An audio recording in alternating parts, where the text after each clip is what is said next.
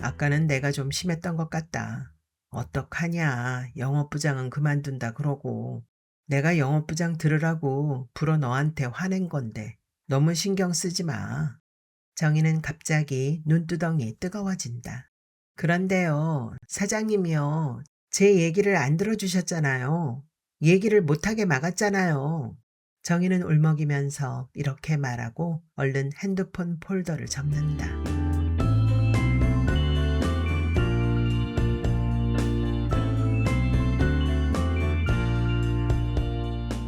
격리 7년. 조선희. 오전 9시에 햇빛 속에 서 있는 도시는 금전 출납장처럼 모든 게 투명하다. 출판사 격리 7년 경력의 정의는 큰 길로 나와 종점에서 버스를 탄다. 주말을 빼고 지난 7년간 이 시간에 이 버스 종점을 통과하지 않은 건 손에 꼽을 만한 사건이었다.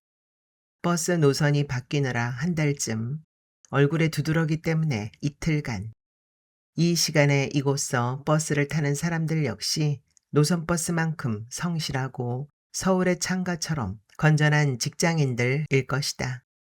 운전석 뒷자리가 가장 안전하다는 속설을 믿는 걸까? 늘 운전석 뒷자리를 고집하는 여자. 수입의 절반쯤은 몸에 걸치고 다닐 게 틀림없는 저 여자도 사나흘에 한 번씩은 만나는 고정 멤버다.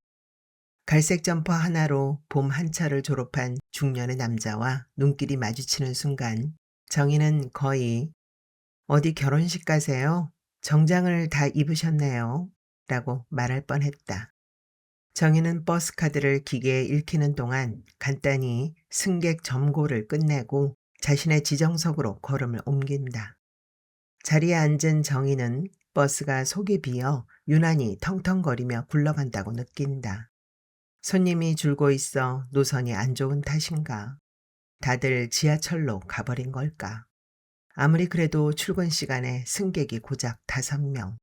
좀 심각하군. 어디 보자. 종점에서 종점까지 승객이 이렇게 5명이 5번쯤 물갈이 한다 쳐도 25명. 25명이 운임 800원씩이니까 2만 원. 편도에 1시간 걸린다 할 때 왕복 2시간에 4만 원으로 잡고 기사 한 사람이 하루에 빽빽하게 5번 왕복 운행한다고 해도 20만 원인데 이 큰 버스가 하루 기름값 10만 원은 잡아먹는다 치면 기사 월급하고 감가상각비하고 회사 경영비 지출하고 계산이 안 나오네. 버스를 내리면서 정희는 혹시 오산이 없었나 싶어 계산을 한번 복기해 본다. 찬찬히 검산해 봐도 결과는 마찬가지다. 격리 7년에 이 정도야 노는 입에 껌 씹기지 라고 생각하며 정희는 회사 출입문으로 들어선다. 아침 회의는 금세 끝났다. 회사 전체 회의라 봤자 사장과 영업부장, 편집 담당, 그리고 격리 사원인 정희 이렇게 넷이다. 그나마 편집은 불참했다. 어젯밤에 또 과음을 했는지 아직 출근하지 않고 있다. 영업처럼 접대비 영수증 처리해 주는 것도 아닌데 무슨 돈으로 그렇게 맨날 퍼마시고 다니는지 모른다. 월 급여는 내 손으로 명세서를 찍으니 내가 빤히 다 아는데. 정희는 금전 출납부를 편다. 일단 공책에 정리한 뒤 PC에 옮겨 쓰는 게 정희의 습관이다. 영업부장이 어제치 서적 출고 전표들과 서점과 총판에서 수금한 어음들을 책상 위에 부려놓고 간다. 정희는 전표와 어음을 책상 한편에 가지런히 쌓아놓고 금전출납부에 하나씩 기입한다. 금전출납부 기입을 마친 뒤 장부의 대차대조표를 작성한다. 대변의 항목들을 암산으로 합계한다. 전자계산기로 검산해 보지만 역시 틀림없다. 정확히 아귀가 들어맞는 계산을 막 끝냈을 때의 이 기분. 이게 사람 사는 맛 아닐까 하고 정희는 생각한다. 매일 반복되는 절차지만 이 대목에서 정희는 늘 딩동댕 하는 낭낭한 실로폰 소리를 듣는다. 노래자랑에서 노래 한 곡이 성공리에 끝났음을 알리는 바로 그 소리. 아마 콧노래까지 흘러나왔던 모양이다. 정희 씨 난리 났네. 오늘은 심수봉이네. 사랑밖엔 난 몰라. 좋지, 좋아. 언제 왔는지 편집 담당 이태기 목소리에 정희는 책상에 파묻고 있던 고개를 든다. 얼굴이 화끈 달아오른다. 잘못해놓고 딴청 부리는 아이처럼 정희는 공연히 가방을 무릎 위에 올려놓고 가방 속을 뒤진다. 핸드폰에 2차례 부재중 전화 메시지가 떠 있다. 주인이 장부의 콜을 받고 있는 동안 가방 속에서 핸드폰이 속절없이 울고 있었던 모양이다. 발신자 번호를 보니 집이다. 엄마가 별 급할 것도 없는 용건으로 전화했을 테지. 여상 졸업하고 첫 직장인데 여기서 벌써 7년이다. 사장과 편집 담당 이태기는 가끔 좋았던 옛 시절 얘기를 하곤 한다. 이른바 인문사회과학 출판사인데 초창기엔 책도 잘 팔렸고 직원이 10명 넘은 적도 있었다. 처음 이 출판사에 왔을 때 생각하니 쿡 웃음이 난다. 이름이 좋아 출판사지 돈 관리는 완전 구멍가게였다. 사장은 대학 노트 한 권에다 수입과 지출 정도만 구분해서 숫자들을 복잡하게 적었는데 그게 출판사 회계장부라는 것이었다. 정희는 여상 때 부기 시간에 배운 것을 10분 활용해서 정식으로 기업용 회계장부를 만들었다. 정희가 입사 첫 해 연말에 이른바 결산 보고서라는 걸 사장 책상 위에 갖다 놨을 때 사장 얼굴엔 감동의 물결이 파도쳤다. 훌륭한 경리에 관한 입소문도 출판사 건너 퍼지게 마련이다. 큰 출판사로 간 예전의 영업부장이 월급 많이 줄 테니 오라고 한 적도 있다. 하지만 정희는 뜨악할 뿐이었다. 아무리 대저택을 준다고 해도 개구리가 연못을 떠날 수 없는 일. 이 출판사는 사장님 것이지만 정희 것이기도 하다. 회사 살림으로 말하자면 정희가 기업체 꼴을 갖춰서 오늘날까지 왔다 해도 과언이 아니다. 비온 뒤에 땅이 굳는다 하던가. 사장과 정희 사이에 지금과 같은 공동 운명체적 동지의식이 다져진 건 IMF를 함께 치르면서였다. 기업체를 운영한다는 건 어음 가지고 공깃돌 놀이하는 것과 같다. 공중으로 던져 올린 공깃돌이 땅에 떨어지기 전에 잽싸게 받아내지 않으면 죽는다. IMF 때 사장은 하루 종일 전화통 붙들고 돈 꾸는 게 일이었다. 어느 날 사장은 출판사 등록을 버릴 수는 없으니 당분간 자기 혼자 일하겠다고 했다. 영업사원과 편집 담당이 책상 정리를 하는 동안 정희는 사장에게 이렇게 말했다. 전 남으면 안 될까요? 교통비하고 점심 식대 정도만 계산해 주시면 돼요. 제가 매일 버스 한 번, 지하철 한 번 타고 오는데 1,500원이니까 왕복 3,000원. 한 달에 넉넉 잡아 10만 원이죠. 점심 식대가 하루 5,000원 잡고 25일에 12만 5천 원이고요. 합해서 월급 30만 원에 맞춰주시면 될 것 같아요. 의료보험 같은 복리 후생은 신경 안 쓰셔도 돼요. 워낙 불경기니까요. 사장과 정희 둘이 2년 동안 출판사를 꾸리면서 책을 3권 냈다. 정희가 사장을 도와 서점과 총판으로 직접 영업을 뛰기도 했다. 돈이 다시 돌자 옛날 직원들을 불러들였다. 그 사이에 영업사원은 벌써 취직해서 딴 사람을 구해야 했다. 편집 담당 이태기는 집에서 퇴직금 까먹으면서 탱자탱자 놀고 있었다. 그때나 지금이나 이태기는 몰골이 난수표처럼 무질서하다. 회사에 출근한 게 아니라 방금 잠자리에서 일어나 거실로 나온 사람 같다.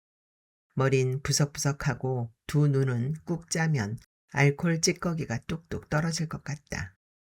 이태기는 칫솔을 입에 물고 화장실로 간다. 아무도 묻지 않았는데 사장이 대답을 자청한다. 어제 집에 못 들어갔대. 이태기가 늦게 나오면 사장은 이태기가 해야 할 교정 편집 일을 자기가 끌어다 한다. 그러면서 이태기 지각에 대한 변호까지 맞는다. 편집자는 필자들하고 사귀어 놔야 하니까 술 마시는 것도 일이지. 정희의 머릿속엔 구름 위에서 신선들이 옆구리에 호리병 꿰차고 장기를 두는 그림이 그려진다. 이태기도 필자들과 술 마시면서 밤새워 학문과 예술과 인생에 대한 고상한 토론을 하겠지. 모두 박사들이니까. 정인의 출판사에서 내는 책의 저자들은 다 박사다. 박사들만 쓴다. 정인은 책이 나오면 꼭 한 권씩 집에 가져다가 책장에 나란히 꽂아 놓는다. 가끔 한 번씩은 읽어보겠다고 용을 쓰기도 한다. 가장 길게 읽은 기록은 15쪽. 작년에 나온 문학에서의 여성적 상상력이었다. 이번에 신간, 신자유주의 경제의 진단과 전망은 저녁 1일 연속극도 물리고 방에 틀어박혀 읽기 시작했는데 자정쯤 눈알이 튀어나올 듯하고 두통이 심해져 책장을 덮어버렸다. 이 책은 결과적으로 5쪽도 채 못 읽었다. 우리 같은 사람은 읽기도 힘든데 그 어렵고 복잡한 책을 어떻게 쓰지? 그것이 다 사람의 머릿속에서 나온다는 게 믿어지지가 않는다. 여성적 상상력이나 신자유주의의 경제, 그런 것들은 정의에겐 한 번도 손으로 만져보지 못한 1억 또는 100억 또는 조의 세계다. 사장과 이태기가 기획에 대해 얘기할 때도 그렇다. 말 자체가 외국어처럼 일단 히어링이 잘 안 된다. 다만 서당계 3년에 풍어를 읊는다는 말처럼 언젠가는 귀는 뚫리겠지 하는 생각으로 열심히 귀를 기울이고 있다. 백화점이나 슈퍼마켓에 취직한 친구들이 정의보다 월급은 많이 받지만 정의는 하나도 부럽지 않다. 정의는 그래도 책 만드는 일을 하고 있는 것이다. 잠시 후 화장실에서 돌아온 이태기는 양치하고 세수하고 머리까지 감았는지 수건으로 머리를 닦고 있다. 책상 앞에 앉은 이태기가 수건 양쪽 끝을 잡고 머리를 타닥하고 털어대니 책상을 맞대고 있는 정희 얼굴에 물방울 파편이 튄다. 정희는 얼른 장부를 닫는다. 점심시간에 사무실을 나서자 이태기는 회사 뒷골목 해장국집으로 가자고 한다. 이태기가 입을 열자 곰삭은 술 냄새가 은은히 퍼진다. 영업부장이 또 해장국이야? 아예 창자가 다 풀어질 판이군 하고 투덜거리자 사장이 길 건너 두부집이 생겼는데 가보자고 한다. 주저하는 이태기를 두고 영업부장은 벌써 길을 건너고 있다. 식당에 자리 잡자 영업부장이 딱하다는 표정으로 이태기에게 말을 붙인다. 이 형은 장가 안 가요? 뭐 글쎄 여자가 있어야지. 모르긴 몰라도 이태기는 장가갈 자금을 한 푼도 저축 안 해두고 있을 게다. 월급의 절반 이상을 유흥비로 지출할 테고 무엇보다 저축하고 어쩌고 하는 돈 감각도 없다. 언젠가 정희가 어쩌나 보려고 이태기의 월급을 슬쩍 10만 원 내려서 지급했다. 아무 반응이 없었다. 다음 달에는 다시 10만 원 얹어서 지급했다. 역시 무반응이었다. IMF 때 사장과 함께 그의 자취방을 찾아갔던 기억이 난다. 정희는 그런 방은 처음 보았다. 방 안에 필수적인 비품이 없으니 이불이든 옷이든 책이든 모든 게 방바닥에 내려와 앉아 있었다. 정희는 이태기의 집안 살림을 격리 봐줄 수 있으면 좋겠다고 생각한다. 꼭 필요한 비품도 구입하고 매달 월급 받으면 예산을 짜고 예산 범위 내에서 합리적인 지출을 하고 소득의 30%는 저축을 하고 식생활에 대한 지출을 늘려 아침 식사를 반드시 챙겨 먹도록 하고 자녀가 태어나면 교육보험도 들고 두부버섯 전골을 시켰더니 양푼만한 냄비에 푸짐하게 차려내온다. 10평쯤 될까 싶은 공간에 식탁들을 비좁게 배치해 놓았는데 벌써 소문이 났는지 자리가 비기 무섭게 바로 채워진다. 은퇴 공무원의 분위기를 풍기는 아저씨가 와이셔츠 넥타이에 경건한 복장으로 음식을 나르고 있고 주방엔 그 아내와 딸쯤 돼 보이는 두 여자가 바삐 움직이고 있다.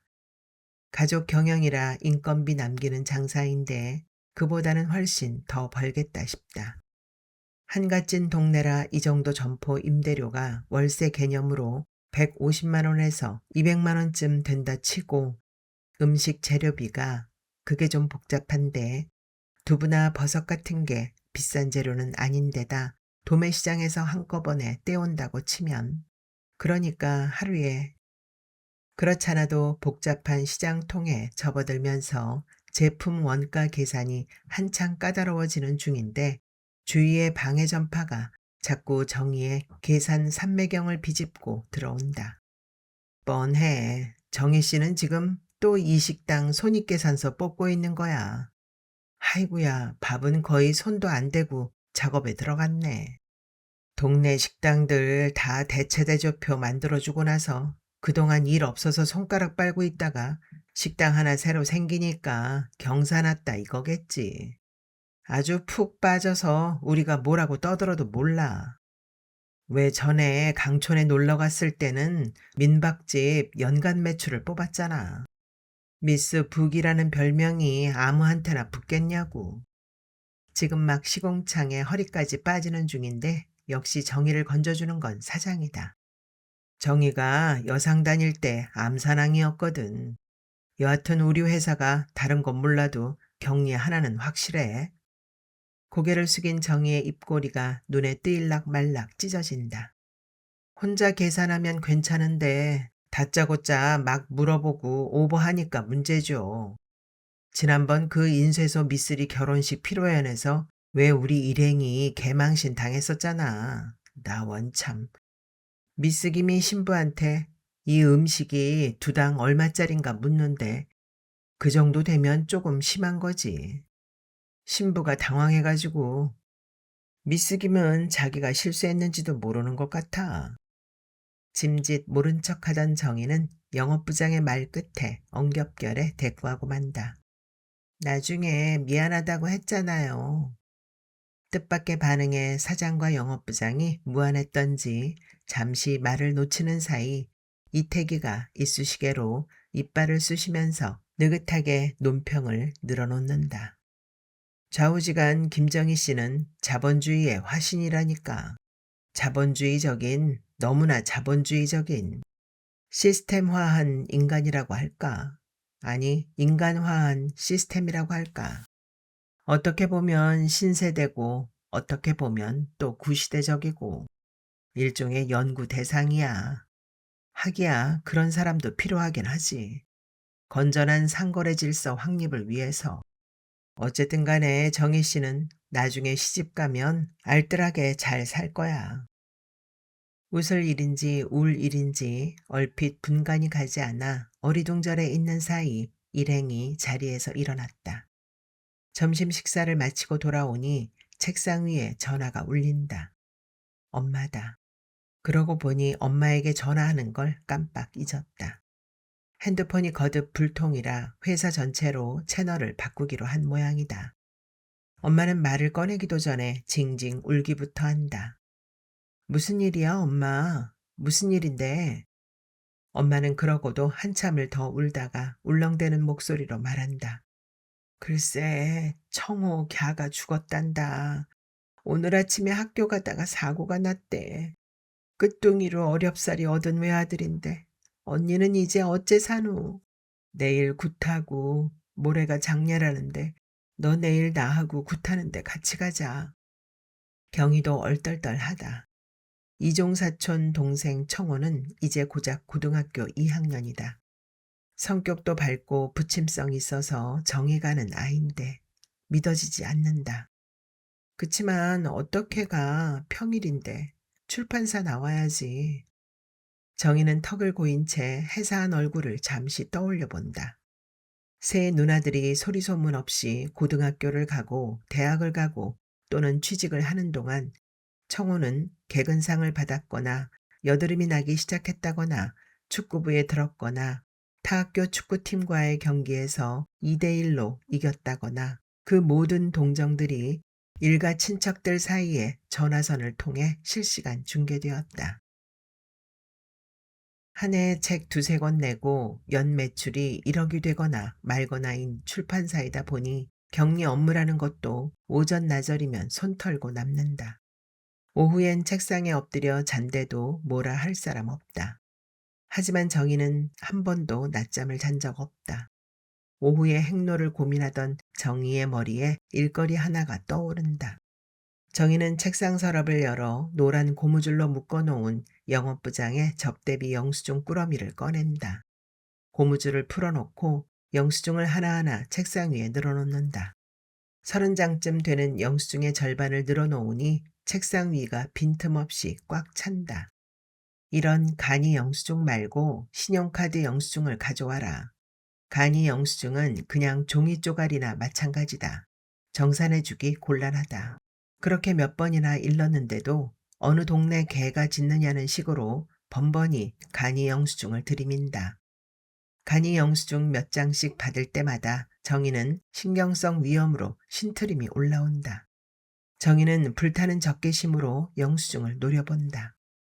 이태기가 간밤의 수면 부족으로 인한 오후의 졸음기를 이기려고 한 번쯤 실없는 농담을 건네도 사장이 우리 단체로 커피나 한 잔씩 뽑아다 먹을까? 하고 넌지시 정희를 향해 메시지를 날리다 몸서 자리에서 몸을 일으켜도 정희는 오불관원 꼼짝없이 1시간 동안 책상 위의 영수증들의 코를 박고 있다.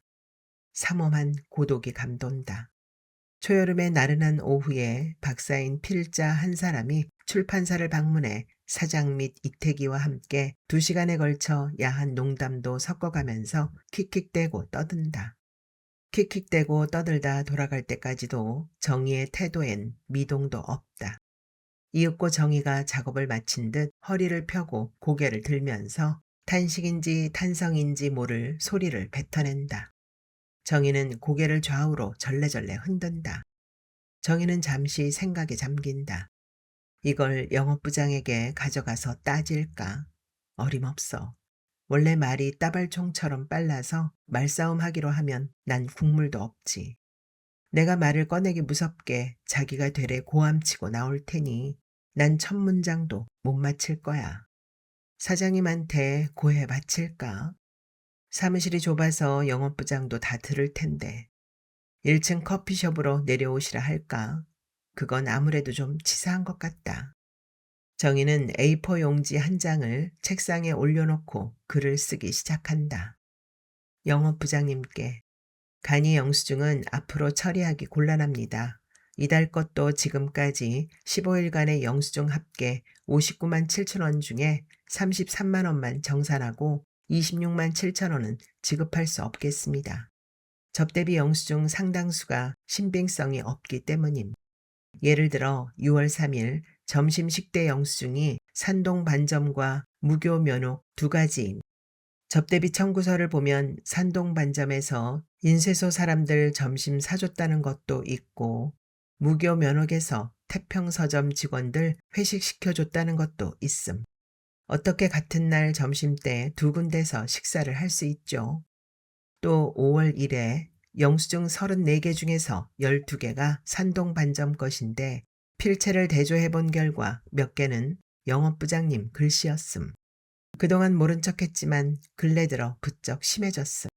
이런 식으로 해서 한 달에 50만 원이면 1년에 600만 원이 된다는 얘기고 이런 속도로 앞으로 매년 2배씩 늘어난다고 할 경우 내년엔 1200만 원, 그 다음은 2400만 원, 그 다음은 4800만 원, 그 다음엔 9600만 원.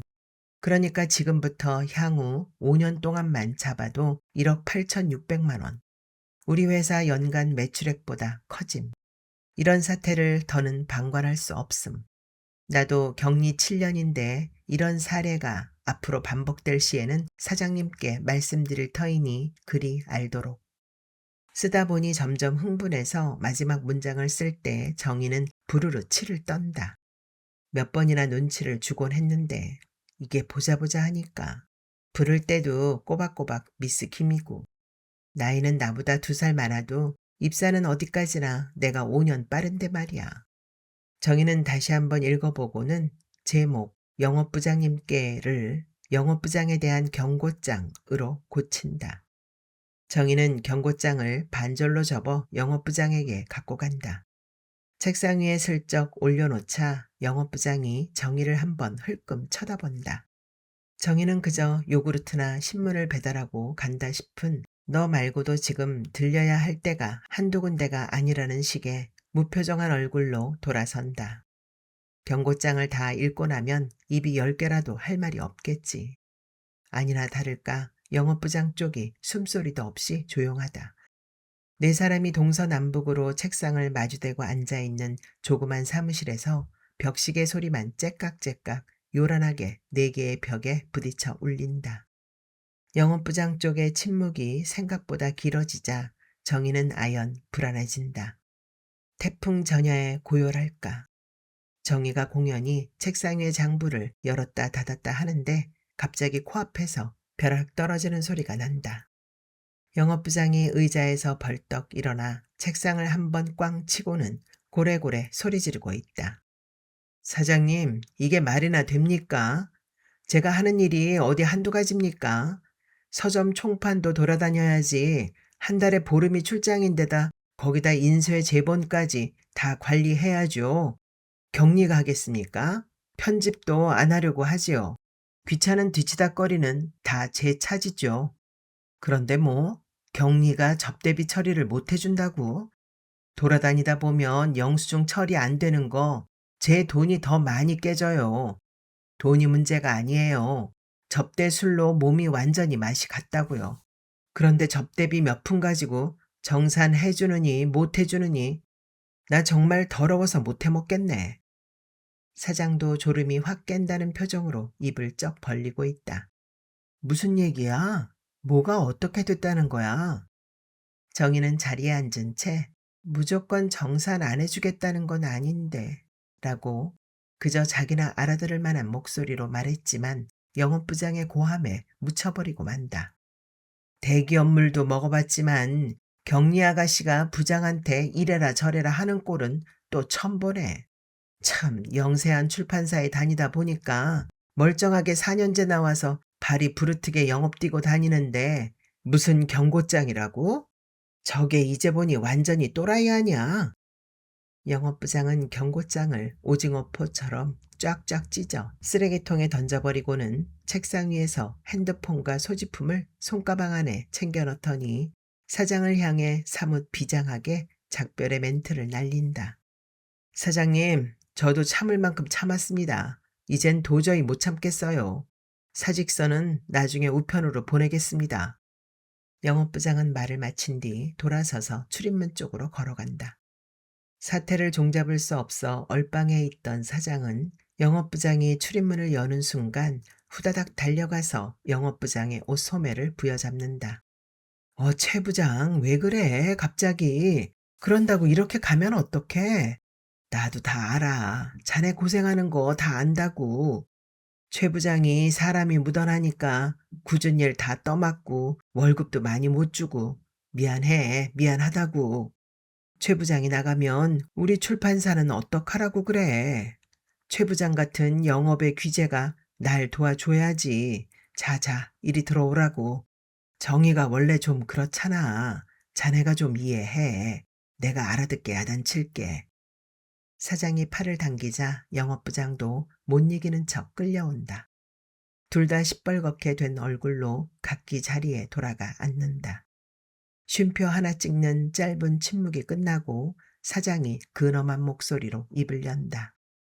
김정희 씨, 회사를 위한 충정은 내 이해하지만 조금만 자제해줘. 회사에 다 담당 업무라는 게 있는 거야. 그런 일은 사장인 내게 맡겨. 알겠어?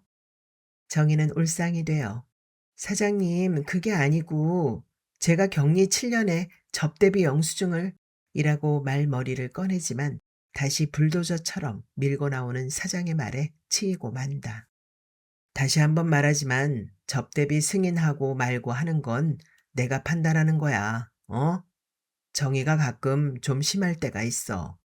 말하자면 일종의 노이로제 같은 건데 오늘 점심때만 해도 그래. 우리 다 밥 먹고 있는데 정희는 또 식당이 수익을 얼마 낼지 계산하고 있었잖아. 그게 정상이라고 생각해? 내가 언젠가는 정이 데리고 심각하게 한번 얘기해야겠다 맘먹고 있었어. 내 생각엔 병원에 가서 정신과 의사를 한번 만나보는 것도 좋을 것 같아. 정희는 사장의 말을 귓등으로 흘리면서 줄곧 영업부장의 비리를 어떻게 조리 있게 고발해야 하나 생각했다. 하지만 사장이 정신과 이야기를 꺼내는 순간 이번 사태의 진실을 명명백백하게 밝히겠다는 의욕도 꺾이고 만다. 그건 돌이킬 수 없고 마다할 수도 없는 최후 통첩이었다. 잘못 배달된 것도 아닌 정확히 표적을 찾아온, 그것도 오래전부터 준비된 최후 통첩이었다. 그런데 그 최후 통첩을 낭독하는 사장의 눈은 어떤 애절한 진정의 빛을 담고 있었다. 정희는 그저 오줌이 마렵다는 생각만 드는데 왠지 무릎팍이 꺾여서 일어설 수가 없다. 잠자코 주저앉아 있으려니 곧 가슴이 벌렁벌렁 뛰기 시작했다. 정희는 벽시계를 본다. 5시 30분. 아직 퇴근 시간까지 30분 남았다.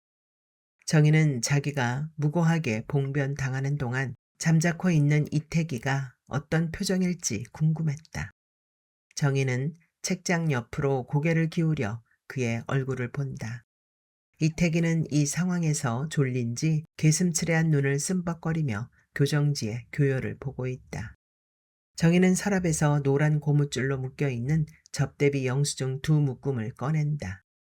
정희는 가짜로 분류된 꾸러미를 풀어 금전출납부에 하나씩 기입한다. 이미 상황이 종료된 것으로 알고 다시 업무에 열중하는 중인데 사장이 무슨 얘기를 하려는지 갑자기 흠흠하고 목청을 고른다. 사장의 음성은 아까보다 한층 누그러졌지만 어딘지 비굴함이 묻어있다.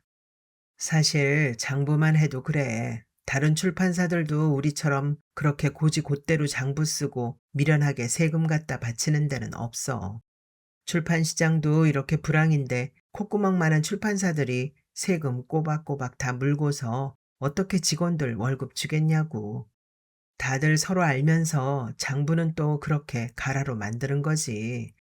그러니까 내 말이 뭔지 귀를 기울이며 기다려 보아도 사장의 뒷말은 영영 이어지지 않았다. 그것은 언제 집을 될지 모르는 어음처럼 한없이 지루한 시간이었다. 기다리다 지친 정희는 다시 작업에 몰두했다. 동서남북으로 책상을 마주대고 있는 네 사람은 아무도 입을 열지 않았다. 벽시계의 규칙적인 고동 사이로 컴퓨터 자판이 얻어맞는 소리만 타박타박 들려왔다. 정희는 벽시계가 6시 정각을 가리키는 것을 보고는 A4 용지를 꺼내서 이렇게 적었다. 6월달 월차 휴가를 신청합니다. 기간 6월 15일 목요일 1일간 격리 담당 김정희. 정희가 종이를 사장 책상 위에 올려놓자 사장이 정희의 얼굴을 물끄러미 쳐다보면서 맥빠진 목소리로 묻는다. 그런데 월차 휴가라는 게 있었어? 정희도 맥빠진 목소리로 심드렁하게 대답한다. 글쎄요. 저도 처음 써보는 거라서 그런 게 있다고 들은 적 있거든요. 정희는 절대로 답이 안 떨어지는 복잡한 계산과 씨름하는 꿈을 꾸고 난 아침처럼 등이 진땀으로 척척해 오면서 기진맥진한 기분이다. 정희는 이태기를 한번 돌아보고는 힘없이 문을 열고 사무실을 나선다. 정희가 버스와 지하철을 한 번씩 갈아타고 50여 분 만에 마침내 집 앞에 도착했을 때 핸드폰이 울렸다. 사장이다. 아까는 내가 좀 심했던 것 같다. 어떡하냐. 영업부장은 그만둔다 그러고. 내가 영업부장 들으라고 불어 너한테 화낸 건데 너무 신경 쓰지 마. 정희는 갑자기 눈두덩이 뜨거워진다. 그런데요, 사장님이요. 제 얘기를 안 들어주셨잖아요. 얘기를 못하게 막았잖아요. 정희는 울먹이면서 이렇게 말하고 얼른 핸드폰 폴더를 접는다. 이모네 동네에서 조금 떨어진 시외버스 정류장에서 버스를 내리자 멀리서 은은히 들리는 꽹과리, 태평소 소리가 벌써 구판이 벌어졌음을 알리고 있다. 동네 어귀의 골목길로 접어들어 점점 커지는 악기 소리를 따라가는 동안 몇 걸음 앞에서 엄마는 벌써 어깨를 출렁이며 울고 있다. 정희는 왠지 눈물이 나지 않는다. 눈물샘을 바닥까지 긁어서 다 퍼낸 것일까? 어제 퇴근하고 집에 돌아온 정희는 방문을 잠가놓고 오래 울었다. 행여 울음소리가 문 밖으로 새어나갈까 소리 죽여 울었다. 활짝 열린 대문으로 들어서자 이모가 달려 나온다. 이모와 엄마는 서로 부둥켜 안고 꽹과리보다 더 크게 대성통곡을 한다. 두 여인은 목 놓아 울면서 10분은 좋게 엉켜 있다가 마침내 기진맥진해서는 서로에게서 떨어진다. 이모 얼굴을 보자 정희는 비로소 사촌 동생의 죽음이 실감난다. 마당 가운데 돗자리가 깔려 있고 그 앞에 굿상이 차려져 있다. 죽은 사람의 관을 놓고 치르는 관머리 굿인가 광머리 굿인가 하더니 그것이 사촌 동생의 관인 모양이다. 무당이 요란하게 요령을 울리자 사람들이 굿판 주위로 모여든다. 늙은 무당이 요령을 흔들면서 주문을 읊조린다. 주문은 무당 입속에서 구르고 씹히느라 들리다 말다 한다. 주문 소리는 점점 알아들을 수 없게 되고 대신 도포자락 펄럭이며 춤 동작이 격렬해진다. 뒤쪽에서 사람들 수근거리는 소리가 들린다. 굿하면 애기 막아질라나? 작년엔 애 삼촌이 물에 빠져 죽더니만. 이모의 입에서는 통곡이 터져 나온다. 이모는 땅바닥에 주저앉아 울부짖는다. 그러자 굿판은 한결 삼엄해진다. 정희의 눈에서 쿨쩍쿨쩍 눈물이 밀려 나온다. 조금 전까지 수근거리던 사람들 사이에서도 흐느낌이 들려온다. 이모와 사촌들이 죽은 동생의 혼령을 만나는 동안 아이고 아이고 하는 곡소리와 울음소리가 굿판을 뒤덮는다. 거의 30분을 큰 소리로 울고 나니 머리가 띵하기도 하면서 마음 한편이 비온 뒤 하늘처럼 청명하게 개어봤다. 늙은 무당이 물러나오자 그동안 북을 치던 젊은 무당이 앞으로 나와 한 바퀴 돌더니 양손에 칼을 들고 칼춤을 춘다. 앞에 놓인 굿상이 시야에 들어온다. 떡과 과일과 과자들이 접시마다 수북이 쌓여 있고 중앙에 돼지머리가 있다. 가만히 보니 돼지가 한 입 가득 10,000원권 지폐다발을 물고 있다. 저게 몇 장이지? 하나, 둘, 셋. 10장은 좋게 돼 보인다. 쌀 대접 위에도 향로 앞에도 10,000원짜리들이 놓여 있다. 20만 원은 넘겠네. 한나절 굿하는데 이모네가 돈을 얼마 들였을까? 무심결에 눈으로 이모를 찾던 정희는 이모가 혼절해 있는 걸 보자 절망감에 빠진다. 이런, 내가 또 뭐 하고 있는 거지? 사장님 말대로 정말 정신병원에 가봐야 되는 게 아닐까? 이태기 오빠는 나더러 자본주의의 화신이라던가 뭐라고 했지. 다들 날 비정상이라고 생각하고 있었던 거야. 그런데 암만 생각해도 이상해. 영업은 왠지 처음부터 날 싫어했고 이태기 오빠는 날 은근히 무식하다고 생각해도 사장님은 날 정말 좋아하는 줄 알았는데, 날 고마워하는 줄 알았는데, 내가 우리 책 제조 원가 한번 뽑아본다고 했던 때가 입사 2년째였던가. 제조 원가 따지다가 인쇄소가 그동안 엉터리 견적 낸 거 적발해 냈고 인쇄소를 교체하면서 제작비가 상당히 줄었다. 그 일에 대해 사장님은 두고두고 칭찬했었다. 정희 씨는 우리 회사 보배야. 그러고 보니 제조 원가 뽑는데 재미 들인 것도 그때부터였는지 몰라. 그런 사장님이 나한테. 그 일에 대해 사장님은 두고두고 칭찬했었지. 정희는 눈물이 난다. 여상 때 암산왕이라고 학교가 얼마나 떠들썩했던가. 출판사에 청춘을 바쳤는데 내 인생에 좋았던 시절도 이제 가는가 보구나.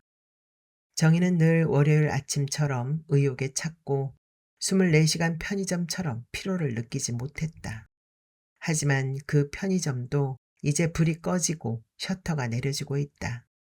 정희는 무릎을 세워 얼굴을 묻고 흐느껴 운다. 정희가 어깨를 축 늘어뜨린 채 무릎에 고개를 고이고 있는데 곁에서 엄마가 팔을 툭 친다. 너 지금 10,000원짜리 있냐? 왜? 글쎄, 3장만 내놔 봐. 정희가 가방을 열고 10,000원짜리 3장을 꺼낸다. 엄마는 자리에서 일어나 굿상 앞으로 가서는 지폐 3장을 돼지 입에 끼워 넣고는 고개를 2번 조아리더니 돌아온다. 살집이 통통한 젊은 무당이 양손에 칼을 흔들면서 이런 대사를 읊조리고 있다. 늙은 무당이 주문을 외울 때와는 달리 또박또박 알아듣기 쉽다. 아이고, 이 집 인심 좀 봅세. 고래등 같은 기와집인데 주인이 조막손이고 곳간이 비었는고 황천 가는 노자가 이게 뭐이야. 한낱 치면 한낱만 가고 두낱 치면 두낱 돌아오거니 천근 만근이면 천배 만배 복을 줍소서. 돈 내라는 얘기다. 엄마도 그래서 돈을 가져갔구나. 한참을 울어 어릿어릿해진 머릿속으로 한 가지 생기발랄한 의구심이 비집고 들어온다. 무당 일행은 5인데 큰 무당 빼고 나머지 4은 모두 팁에서 일당을 가져가나. 그래서 새끼 무당이 저렇게 팔 걷어붙이고 수금하러 나서는 걸까. 통통한 새끼 무당이 애써 잠재워 놓았던 정의의 호기심을 다시 들쑤시고 있다. 정의는 괴로운 표정으로 중얼거린다. 미치겠네. 장구잡이 아저씨가 담배 한 보루만 사오라고 하자 이모네 막내딸이 대문간으로 나간다. 정희는 무심히 지켜보다가 불이 나게 일어나 뒤쫓아 나간다. 이종사촌 동생과 함께 담배를 사가지고 돌아오는 길에 정희가 불쑥 묻는다. 물어볼 게 있는데 너 혹시 굿 타는데 돈이 얼마 들었는지 아니? 사촌 동생은 눈과 코 언저리가 빨개진 채 정희를 빤히 쳐다보면서 언니, 지금 그게 그렇게 중요해? 내 동생이 저렇게 됐는데 라고 말하고는 팽안히 앞서 나간다. 정확히 오후 1시에 굿이 끝나고 마당에 점심상이 차려진다. 정희는 점심상을 받기 전에 엄마를 두고 먼저 떠날 생각이다. 사촌 동생과 얼굴이 마주칠까봐 겁나고 한순간 한순간이 견디기 힘들다. 정희는 A4 용지를 잔뜩 씹어먹은 뒤 고장나버린 복사기 같은 기분이다. 어디를 열어서 어떻게 손봐야 할지 엄두가 나지 않는다. 모든 게 어제 일 때문이다. 격리 7년에 정희에게 이상한 습관이 붙은 건 사실이다. 그동안 식당, 버스, 슈퍼마켓, 문구점, 제과점, 결혼 피로연, 장의사, 구두 닦기, 길가의 신문 가판대까지 정희는 거의 눈에 보이는 모든 것들에 대차 대조표를 작성했다. 가령 여상 동창생 패거리가 있는데 넷 중에서 둘은 건강하고 균형 잡힌 재정 상태를 유지하고 있지만 나머지 둘은 막가파식 소비 구조 때문에 이미 신용 상태에 위험 신호가 왔고 소비 부분에 과감한 다이어트가 시급하다. 물론 정희는 상태가 안 좋은 친구 둘을 만날 때마다 잔소리를 한다. 그런데 오늘 여기 와서 굿판이란 걸 생전 처음 접하고 보니 꼭 한번 대차 대조표를 뽑아보고 싶다는 의욕이 고개를 들었다. 하지만 까짓것 포기하면 된다. 정희는 소변을 보고 떠날 생각으로 집안에 있는 화장실로 간다. 화장실 문은 잠겨 있고 안에 인기척이 있다. 정희는 문 앞에 서서 기다린다. 한참 만에 문이 열리고 바깥으로 나온 사람은 뜻밖의 늙은 무당 만신입니다. 정희는 저도 모르게 무당의 옷소매를 잡는다. 그 용기에 자신도 놀란다. 무당은 눈을 치뜨면서 무슨 일이냐고 표정으로 묻는다. 정희는 꼬이는 혀를 애써 풀면서 간신히 요즘은 굿하는 집 드물죠? 하고 묻는다. 역시 스스로도 예기치 못한 질문이다. 무당은 어이없는지 허 하고 바람 빠지는 소리를 내더니 드물어 드물어 라고 중얼거린다. 그 한마디 대답에 아연 용기를 얻은 정희는 내친김에 질문을 밀고 나간다. 그런데 저 뭐 하나 물어봐도 될까요? 전 죽은 아이의 이종사촌 누나 되는 사람인데요. 그런데요. 그러니까 말하자면 굿 한 번 하는데 얼마 드는지, 그러니까 돈 말이죠. 늙은 무당의 낯빛에 경계 경보가 뜬다. 와, 굿할라꼬. 정의는 이제 엎질러진 물이고 될 대로 되라는 심정이다. 그게 아니고 솔직히 말해서 저는 얼마 받고 얼마 쓰고 이익이 얼마 남는지 그런 게 궁금해서 미칠 지경이거든요. 제가 출판사에서 격리 담당인데요. 딴 뜻은 없고 제가 그냥 격리 일을 하다 보니 습관이라면 습관이고 취미라면 취미이기도 하고 격리만 7년을 했거든요. 여상을 나와서. 어허, 이 무신 토끼 연불 같은 소리. 병력 같은 호통에 정의는 말문이 닫힌다. 돼지머리를 칼로 찍는 듯 당장에 편육 조각이 사방으로 편편히 튈 것 같다. 정의는 정수리에 찌릿 전율을 느낀다. 여기가 어데고? 초상집 아이가. 망자의 관을 마당에 모셔놨네. 혼백이 여적 집을 못 떠나고 있어. 줄줄이 흉사를 만나 사람들이 혼이 쑥 빠져갖고 시방 거의 이승 사람들이 아닐세. 오늘 아침에서 조왕신을 달래고 삼신님한테 빌고 해서 개우 망자를 저승으로 여워 보낼 판인기라. 그런데 여그가 워대라고 감히 돈 얘길 꺼냈었노. 부정타겟이리. 무당은 부정을 물리치려는지 손사래를 치면서 허이 하고 휘파람 소리를 낸다. 정의는 사시나무 떨듯 다리가 후들후들 떨린다. 늙은 무당의 푸르딩딩한 얼굴을 한번 흘끔 쳐다본 정의는 얼른 눈을 내리깔고 만다.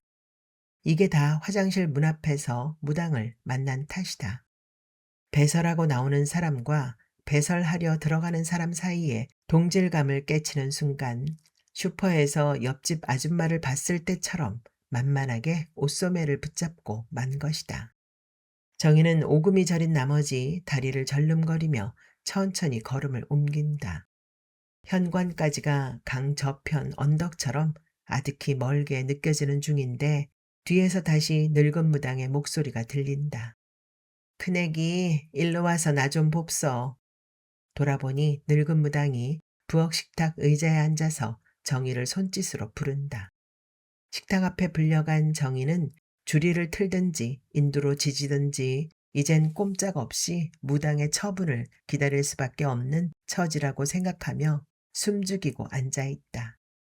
하지만 늙은 무당의 목소리는 뜻밖에도 한결 부드럽다. 내 안즈까징 최종적으로 계산서를 안 뽑아봐서 모르겠네만 일단은 이 집서 200만 원 받아갖고 재물 장만하는데 30만 원 썼고 광목천 뜨고 이것저것 사는데 또 15만 원 들어갔고 봉고차 한 대 하루 빌리는데 10만 원. 그렇게 하면 어째 되노? 55만 원 나오제. 그럼 남는 돈하고 구판에서 들어온 복채하고를 갖다가 우리 식구들 품값을 나누지. 아무래도 거반은 내한테로 떨어진다고 봐야지. 우에 든 동 내가 만신이니께. 대강 그런 줄 아시고. 그런데 내 큰애기 궁금한 거 가르쳐줬으니 나도 좀 물어봄세. 내가 굿하는데 칼, 작두, 광목천, 북이나 징 그런 거 쓰잖는가? 회계장부 쓰면서 그걸 다 소모품비로 잡으니까네 제조 원가가 영 맞지 않는단 말이제. 그게 헷갈리니깐 대차 대조표 쓸 때 이기 돈 몇 푼도 안 되는 기 간에 붙었다 쓸게 붙었다 하는 멘치로 동남풍이 불면 유동자산에 붙었다. 북서풍이 불면 고정자산에도 붙었다. 왔다리 갔다리 내삼아 어석버석 정신없네. 그게 어째야 좋을지 좀 한자락 가르쳐주게. 그리고 또 하나 입대껏 그만치 격리일 했으면 세금 환급 받는 법도 알겠구만. 좀 가르쳐줘. 요즘은 관공서나 단체 같은 데서 하는 행사에 많이 가니까네 사업자 등록증이 나오고 세금도 꼬박꼬박 낸다니까. 어디 세금이 사람 가리든가. 서서 번 돈, 앉아서 번 돈, 누워서 번 돈 안 가리네. 과부 뒤춤도 훑어내는데 벌이도 점점 시원찮아지는데 세금이 막 언성스럽구마. 넉넉고 무당 얼굴을 쳐다보던 정희는 입을 약간 해벌린 채 중얼거린다. 할머니, 복식부기 하시네요. 우리 사장님도 단식보기밖엔 못하는데. 내도 옛날엔 도깨비 대동강 건네는 맨치로 얼렁얼렁 했제. 그러다가 잔치 끝에 싸움 난다고 호랑 말코 같은 벨일 다 겪었제. 요즘 세상이 어디 그렇게 물렁한가? 옛말에 성인도 시속을 따른다 했네. 내 손주딸 부기책 갖다가 좀 배웠제. 난 식구들하고 돈 가를 때도 회계 장부를 앞에다 딱 갖다 놓고 하거든. 군말 있을 택이 없지. 세금 미리 떼내고 거기서 내가 50%, 소대감이 20%, 나머지가 10%씩 칼같이 갈라가니께. 떡고물 부스러기 한 조각도 했단 뒤 떨어지는 법이 없제.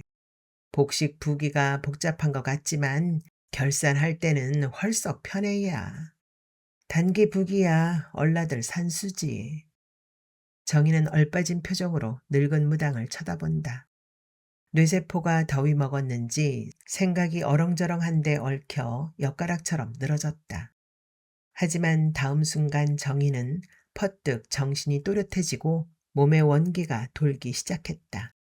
곧 목구멍쯤에서 뚝이 터진 듯 말이 폭포수처럼 쏟아졌다.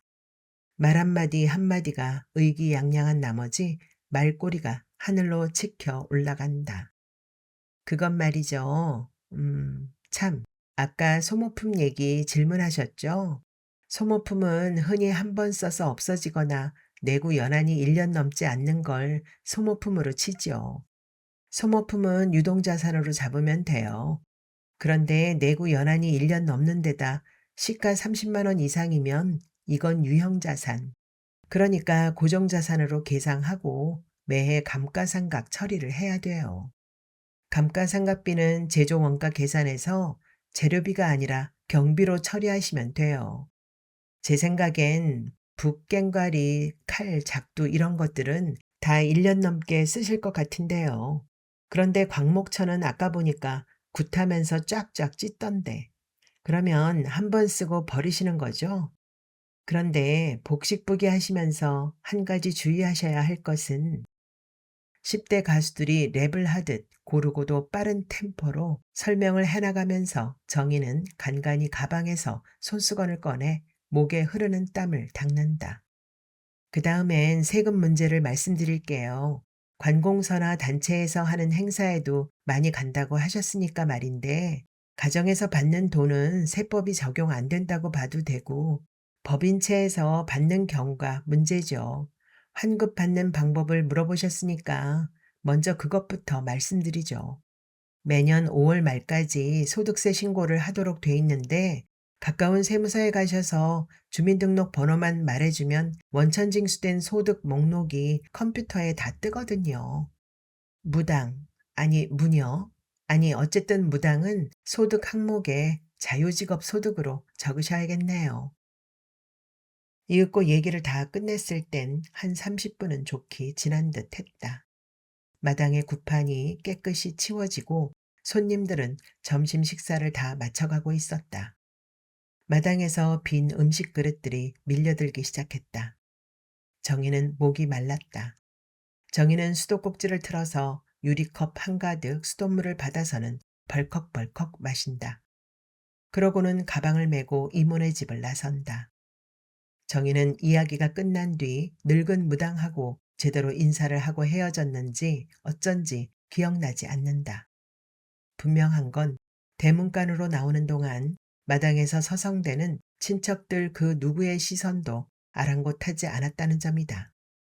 나직하게 콧노래를 흥얼거렸는데 그게 사랑밖엔 난 몰라 였던 것 같기도 하고 아닌 것 같기도 하다. 이모네 동네 골목길을 빠져나온 정희는 대로변을 따라 걷는데 갑자기 뛰고 싶어졌다. 소풍 가는 아이처럼 들떠서 뛰다 보니 갑자기 이상한 기분이 들었다. 정희는 다시 천천히 걸었다. 실실 웃음이 났다. 정희는 잠시 멈춰 서서 허리를 꺾고 웃었다. 정희는 다시 뛰고 싶어졌다. 뛰다 보니 눈가에 물기가 벙벙하게 번졌다. 맞바람에 눈이 시어서 눈물이 난 건지 무엇이 슬퍼서 눈물이 난 건지 알 수 없다.